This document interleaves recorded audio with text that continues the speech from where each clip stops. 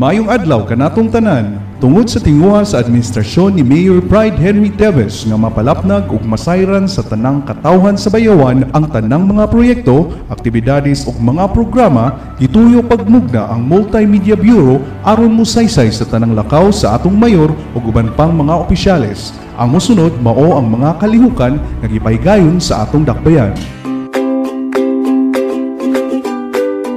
Hulyo 18, 2016, nagpatawag og panagpulong si Mayor Pride Henry Teves sa mga nangulos sa agrikultura ug sports sa dakbayan didto sa SP Session Hall. Ang maong panagpulong gihimo aron mahanay ang mga programa ug mga proyekto ilalom sa iyang administrasyon. O kini gitambungan sa mga konsihales sa dakbayan nga gipanguluhan ni Vice Mayor Ismael Pempo Martinez, City Administrator Attorney Rene Gaugel, City Agriculturist Cornelio Moralia, City Accountant Corazon Lirasan, ug uban pang mga kawani.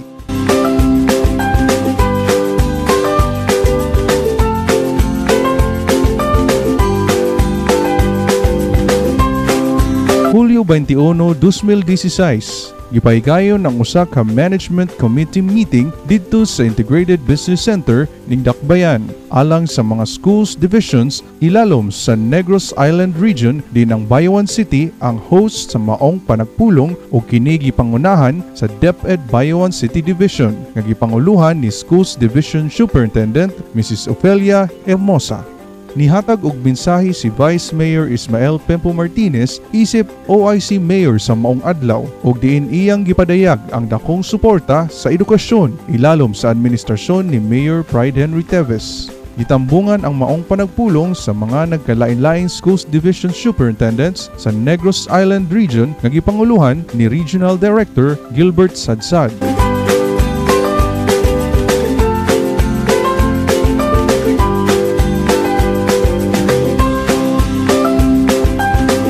Hulyo 22, 2016, usa ka panagpulong sa City Disaster Risk Reduction and Management Council ang gipahigayon dito sa SP Session Hall ning Dakbayan. Sa maong panagpulong gilatag sa mga miyembro sa komitiba ang mga preparasyon, ideya ug suhestyon aron sa pagpangandam sa mga katalagman ilabi na karong panahon sa tig-ulan diin posible nga may baha. Ang maong panagpulong gipanguluhan ni Vice Mayor Ismael Pempo Martinez isip OIC Mayor sa maong adlaw o gitambungan kini sa mga miyembro o representante sa maong komitiba.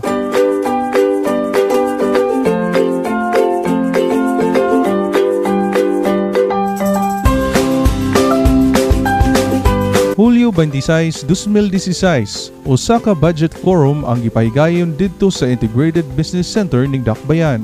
Gihimo ang maong forum aron mapadayag ngadto sa mga departamento ang mga buluhaton aron mahapsay ang pagpreparar sa pondo alang sa tuig 2017. Gi-emphasize sa City Accountant nga si Mrs. Corazon Lirasan ang pag-adapt sa zero-based budgeting aron matagan gayud og pondo ang mga prioridad nga mga programa o proyekto o kini gitambungan sa mga department heads o mga representante sa tagsa-tagsa ka mga departamento sa Dakbayan o gipangunahan ang maong forum ni Vice Mayor Ismael Pempo Martinez isip OIC Mayor sa maong adlaw.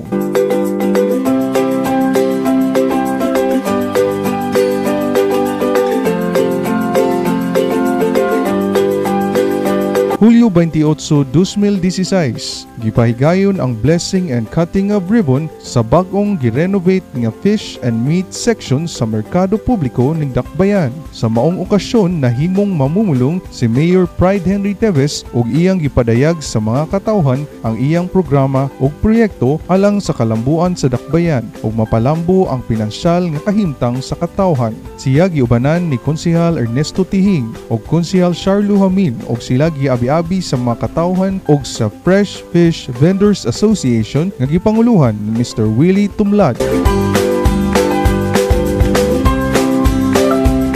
Ang priority nato karong kung malabot ng mga panahon ang pag-interbinan sa problema sa farmers. Ngayon, ang atong mga tao sa bukid, ang average na kwarta kada bulan, 4,000 rin taon. Ang ako intensyon, ang farmer sa bukid, kinahanglan ang kwarta nila sa bulsa, dili no minus 10,000 kada bulan. Kung sa may epekto na, Maura na number 1 na magpakusog sa merkado. Kung ang tao na ay kwartas bulsa, kusog ang halin sa merkado.